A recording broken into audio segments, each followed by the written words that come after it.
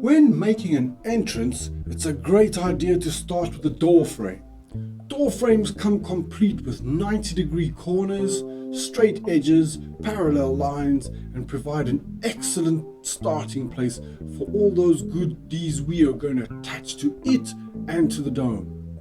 It takes 3 sturdy young men, well, reasonably young men, to do the job. It may seem excessive, but we need all the muscle power we can muster to dig into this relentless earth. These holes are sunk 40 centimeters into the ground, and it took an entire day to dig. The third person is there to provide what is known as brain power. There's a raging debate at the moment as to whether this is in supply or demand in our region. Once everything is in place, it's secured, as you can see, with the support of truss, and then our concrete is poured into the holes to create nice little booties for the frame to sit in. This is left to cure for 24 hours, and we do both domes at the same time. Nothing is done in the interim except splash the concrete. In the morning, 2 very serious beams are placed across the top and welded in place. This gives us a really strong box to begin working with, and we immediately place a guard in place to make sure that nobody messes with our structure and so makes things run out of kilter, as we want the very first bales to be 100% level and accurate. If they're not, well, then the wall will simply fall down at a later stage, and we really don't want that. What we do to make our job a little easier is to create some staples out of rebar. These are driven deep into the bales at each corner, and as the layers are layered one on top of the other, we so follow suit. This provides triangulation and allows the structure to stand almost independently. A little bit of debate ensued as to how we would do the second layers, and this idea was binned almost immediately, and eventually the standard running bond was opted for. We then inserted our wires much in the same way as we had done in the bale before, because we want to put our rods there to provide a supportive belt. In this case though, we don't drive the wire through the bale as we had done before, we simply put them in between the layers of bales. This is just a trial run, and it's there to make sure that we have all our measurements accurate and that everything will be in place. We remove them to provide moving space for the people who are going to lay the bales, and in so doing, layer by layer, staple by staple, they create the most beautiful running. Oh, look at that! Absolute perfection. The rods are now attached to the wires, snugly and tightly put together, and the whole structure stands as a unit, ready for the first layer of mud. This first layer is actually quite thin, as the whole purpose is to cover the whole structure just like a cocoon and give it some strength. It was at this point that things started to go horrendously wrong. If you pay careful attention and look very, very closely, you'll notice that the left-hand side is more than just a little bit squiff. This is because the whole crew was afflicted with what is known as Strawbale frenzy. This is an affliction much the same as mud frenzy, in which the poor victim exudes an enormous amount of energy but displays absolutely no forethought whatsoever. The result was predictably dismal, and the entire structure had to be torn down and started again from scratch. The attack was so acute actually that we had even forgotten to cover in the electrical conduit. This has to have a minimum cover of 2 centimeters of mud in order to comply with fire regulations.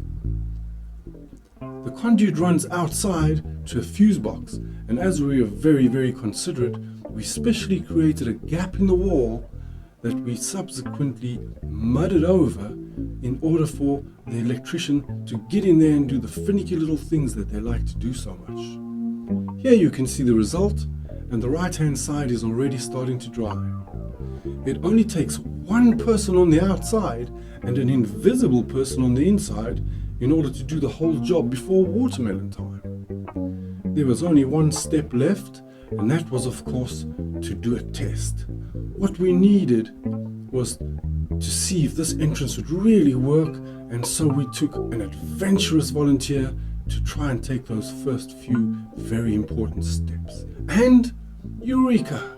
It worked. We were surely going to follow form in the footsteps of function. After tea time, the interior was a hive of activity. But first we had to pay careful attention to the trauma that was suffered by the dome due to the crew's frenzy. So we brought in the Reiki therapist. A few brutal strokes with his magical wand, and the dome was restored to its previous energetic level, allowing us to continue with the second layer of mud. A little thicker and designed to start covering a few of the gaps and create a smooth surface.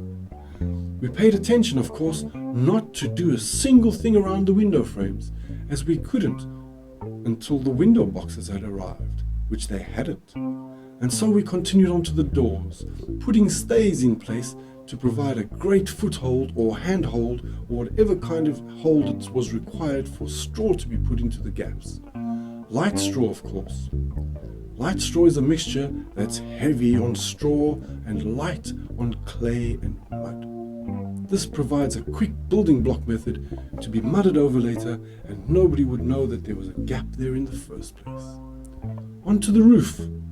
The cardinal bale is placed, and as you can see, it's a pre-mudded bale. It's securely attached by our rebar method to the frame of the dome and is placed directly over the running bars as a point of reference for the rest that will follow. The roof is first filled in, and with a little bit of jigsawing here and filling there, cutting and stuffing in another place, pretty soon the interior of the dome was enclosed by a beautiful cover of straw. This was quickly mudded over, and as you can see, what used to be a novice is now a well-seasoned pro, and nobody fell down at all. Speaking of experts, we called in Sparky the electrician to help us once again to do his installations. But work doesn't stop. The man on the roof proves that although our head may be in the clouds, our feet are securely planted on the ground. And this is the result. Not everything has been done, as you can see. A few spots need a little bit of tender loving care, but the work is progressing absolutely brilliantly.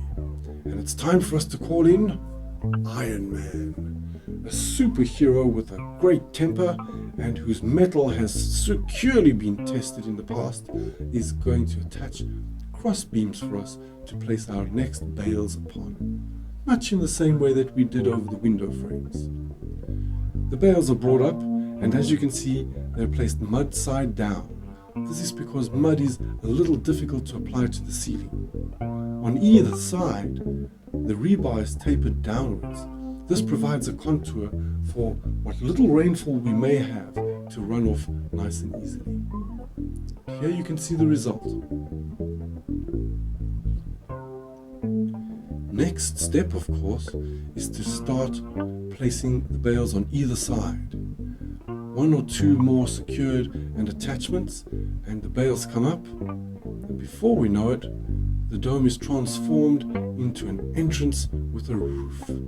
Notice on the left-hand side that work on the second dome is continuing just one stage behind the first, and pretty soon both of them are looking smooth and very beautiful.